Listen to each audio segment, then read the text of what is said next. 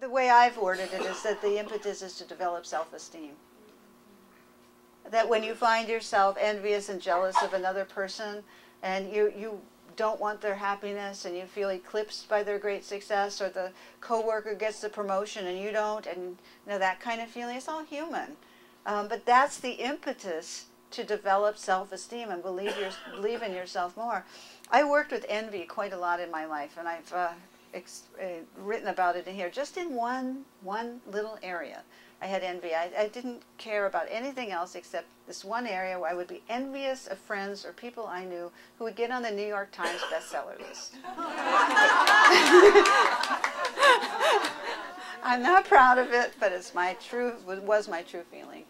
And I worked with it as a shortcoming. And I didn't want to be the kind of person who wasn't happy for others, but yet there I was. And so I was working with that energy of envy, and I really had a chance to explore it in my body. It's like this searing hot flash that goes through you. Those of you who know envy, and it's this burning, constricting, horrible, sweating feeling that goes through you, the energy. And you need to have a witness state when you do this, and be a bit of an explorer here. So as I was going through it, I was quite aware of the energy of it, and oh, it was horrible, you know, horrible and constricting. And I worked with that, you know, over a period of years. And one of the great ways to really work with this is to pray for the happiness of people that you're envious of. Now, the mind doesn't want this. It doesn't see any reason to do this.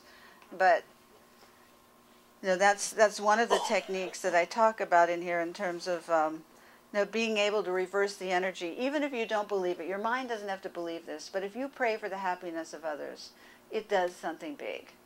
It does something big. It sets the energy flowing in a different direction.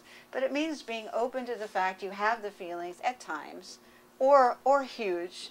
And so I worked with that because I wanted to be happy for other people. I wanted to feel secure in the contribution I have made, and so forth. So I've done quite a bit of good work with it, and I've had a great success with this particular emotion. And when it comes up again, I want to tell the punchline, then I'll come to you. But, you know, I've had great success with it, and so I'm very happy to announce with Emotional Freedom, and I finally got on the New York Times bestseller list after all this time. So it was, you know, I was very proud of it. You know, it was a goal, I achieved it. You know, I'm still the same person that I was before, but it's something I wanted. You know, and I'm happy about it. But in the meantime, I had the opportunity to work with all that envy. And who knows, it might come up again in various ways. It comes, you know, you think it's gone, and then there it is again. And so you just work with it. But that's what emotional freedom is the willingness to work with it when it keeps surfacing. And you know, people say to me, I'm 60 years old and I'm still dealing with my mother. It's too late. I go, no, it's not too late. You deal with it when it's right. You deal with it on your deathbed. If that's the time to become clear about it, that's when you do it. This whole thing about linear time, and you do certain things in your 20s, you do certain things in your 30s, you know, it just doesn't jibe with intuition. It has no truth or basis. You do things when you're ready to do them. You know, to be able to say you do it now, and if you don't do it now, it's too late, that's some misconception of the linear mind. So you deal with your emotions when you're ready and you want to deal with them. And you might be terrified of dealing with them, but yet you still want to. You see, there's that paradox there. You know, it's just terrifying, but yet the soul wants to do it. So you do it slowly. Now that's what I'm suggesting in here, is just do it really slowly. And so I was pretty revealing in each of these chapters about, you know, I've gone through everything, you know, anxiety attack. That wasn't a big thing for me, but I did have one, so I do have a deep appreciation of what that is when people go through it. And it's really hell. It really is. If any of you haven't had one, and those of you who have had one, you know. And the purpose of these anxiety attacks is to help you to develop inner calm and to deal with whatever it is that keeps you from that. As I had the anxiety attack when my mother passed away, and it felt like the earth was just shattered from beneath my feet, and I had nothing to ground me. And this was the mother that I, you know, had gone through so much with.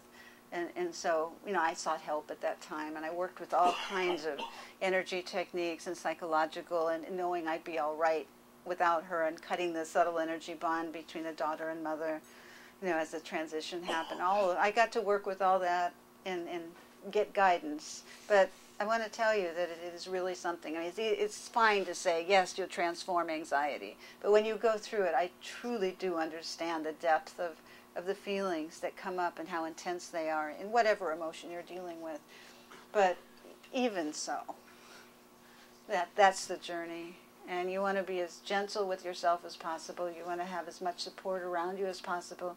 You want to be in touch with Spirit as much as you can. And keep calling out to Spirit every day. I do a yoga pose, which is the child pose. And in that pose, it's a great pose of surrender.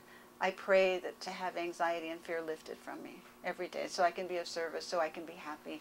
And I love the combination of the yoga pose and the prayer. It really appeals to my being because it's both the body as it stretches out and then the release of the fear and anxiety. So I combine them.